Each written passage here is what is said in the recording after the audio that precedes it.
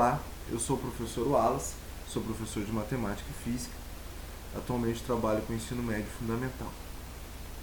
Estou criando um curso de estatística para leigos, pois, pelo que eu tenho observado, a estatística tem sido o patinho feio dos cursos superiores.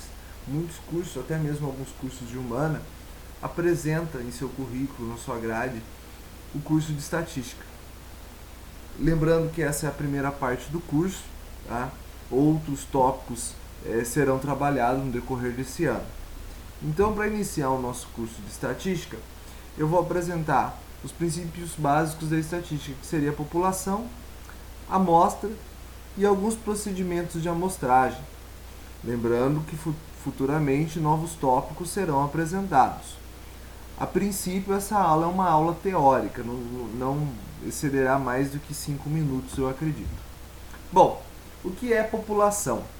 População é o conjunto total de elementos disponíveis. Então, toda vez que um pesquisador ou até mesmo uma pessoa leiga ela vai efetuar uma pesquisa, população seria todos os indivíduos que trariam informações para essa pesquisa. Por exemplo, na pesquisa eleitoral, né, a população seria todo o Brasil. Né? Então, quando eu vou fazer uma pesquisa para saber quais são os candidatos que aí poderiam estar apresentando o primeiro lugar na pesquisa eleitoral, eu teria que entrevistar todos os brasileiros, né? Acima de 16 aí que já está votando, até o último o que tem a possibilidade perante a lei para votar. E essa população ela pode ser finita, ela pode ter um número específico.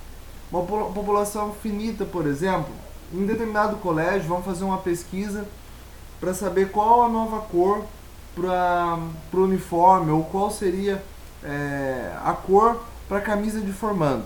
E essa sala ela pode ter 20, 30, 40 alunos, ela tem um número limitado. Então eu falo que em relação ao número de elementos ela é finita.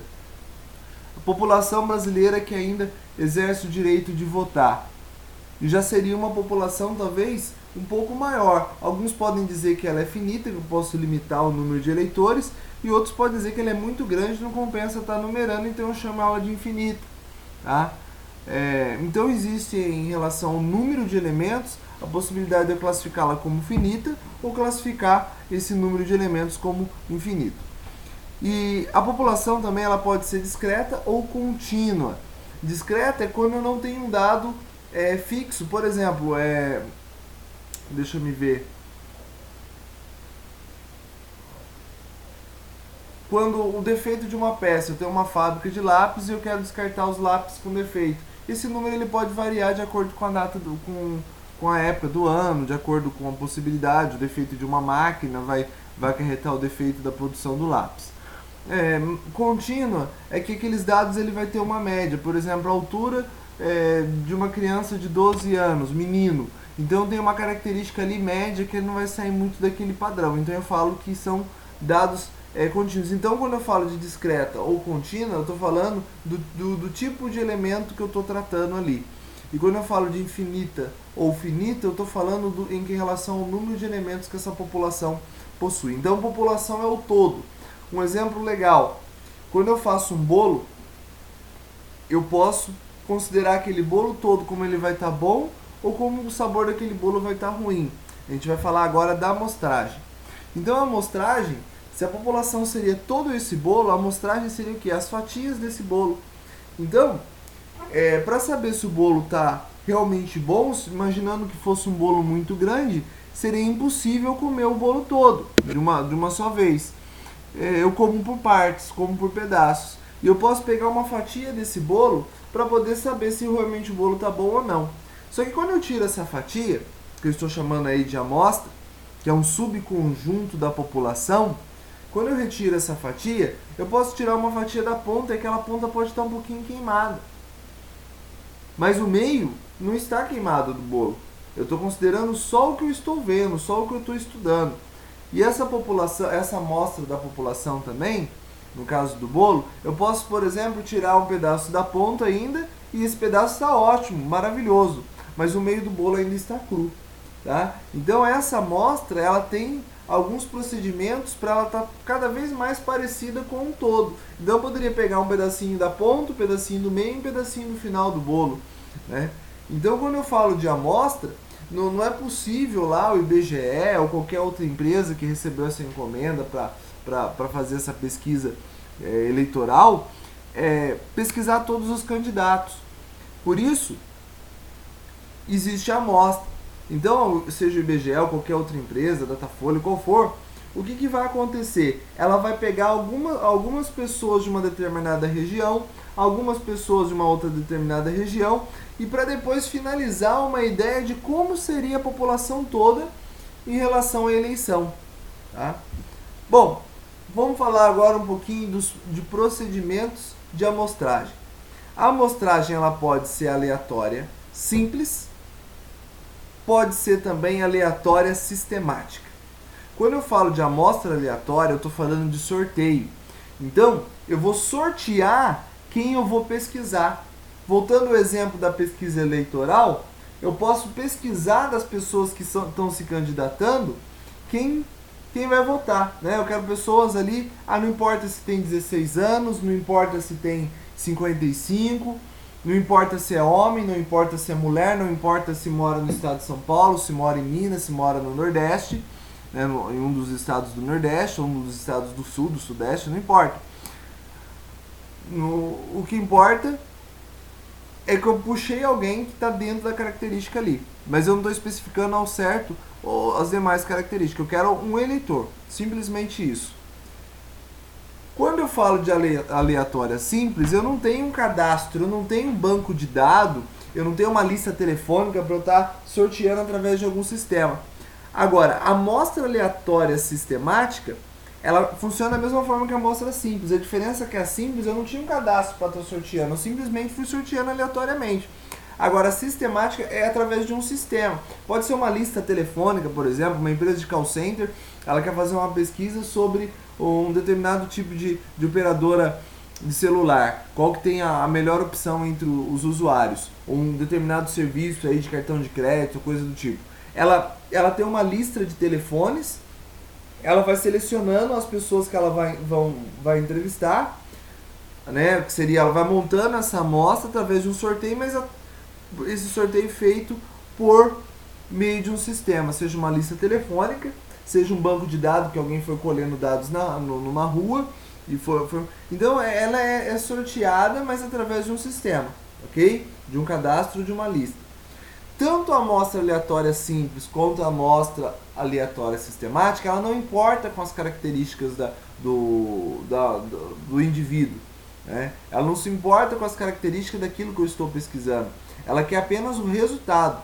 Então ela não considera aí a característica da população. Eu quero saber dados só de homens, né? Qual a opinião dos homens na faixa de 25 a 30 anos? Ou qual é a opinião das meninas entre 12 e 18 anos? Ela não importa com a idade, não importa com o sexo, a renda, se ganha uma renda aí de R$2.000 a R$2.500 ou uma renda de R$4.000 a R$4.500. Não importa que nenhuma característica dos dados. E isso algumas vezes pode sim influenciar em relação aos dados, tá? Porque depende aí do público-alvo que a empresa pode estar querendo colher informações. Então existem outras formas de amostragem também. Uma delas é a amostragem aleatória estratificada. O que seria? É de acordo com a variável de interesse. Então o pesquisador ele vai ver, olha, eu estou fazendo uma pesquisa eleitoral, mas eu quero saber o jovem, né?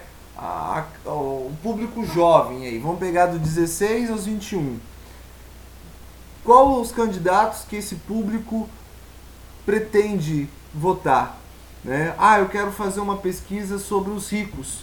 A classe rica, classe A, antigamente falava classe A, as pessoas que ganhavam bem, as pessoas mais favorecidas, quais são os candidatos dessa pessoa, né? Eu quero saber a opinião feminina. Qual é o candidato que as mulheres pretendem votar? Então eu começo a separar, a filtrar o meu dado. É como se nesse bolo que eu falei no início, que é a minha população, eu quero saber só o sabor da ponta do bolo. Então eu vou colher só as pontas do bolo e provar da ponta do bolo para saber se essa beirada da forma aí está fazendo um bom serviço. Agora, eu posso também querer só o meio do bolo, então eu descarto as possibilidades das pontas, escolho. Isso seria uma amostra aleatória e estratificada. Eu estou escolhendo quem eu vou querer pesquisar, ok? Para ter uma característica mais filtrada. A amostragem aleatória por conglomerados. População dividida segundo critérios físicos ou geográficos. Então, por exemplo, eu posso falar, eu quero saber quem é o candidato para presidente do estado de São Paulo, quem é o candidato para presidente do estado do Nordeste. Então, talvez no Nordeste eu tenho uma quantidade de votos para um determinado candidato, e lá para Sul e Sudeste característica é um pouco diferente. Aquele candidato tinha mais voto, agora ele tem menor aceitação com o restante da população sul e sudeste. Então essa amostragem também ela pode ser por região ou estado físico. Em lugares que fazem frio, as pessoas tendem a usar que cor de blusa. Em lugares que fazem calor, tende a usar, quando esfria, lógico, que cor de blusa. Então, quando eu separo por região, eu falo que é conglomerado. Quando eu separo por idade, sexo, renda, etc., cultura, né? Eu separo, faço uma amostra aleatória estratificada. É lógico que agora eu vou falar da amostragem em estágios públicos. É lógico que nem sempre eu vou separar só por idade, só por sexo, ou só por região física ou por região geográfica. Em alguns casos eu tenho que considerar tanto a região geográfica, quanto o sexo ou quanto a renda daquela região, e considerar outros fatores além desses, tá? Então, quando eu trabalho em estágios múltiplos, ocorre esse tipo de amostragem em estágios múltiplos, ok? Que é quando eu aplico mais de um mecanismo ou um próprio mecanismo só aplicado inúmeras vezes, ok?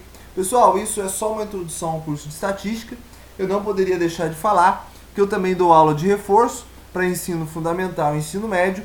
Invista no futuro do seu filho, com um investimento aí curto, em questão de tempo, em questão de dinheiro também, ok? Tenho total prazer em atender o seu filho, dar a melhor aula possível para ele individualmente, ok? Tá, meus contatos, e eu agradeço aí esses poucos minutos que passamos juntos, e boa sorte em suas provas.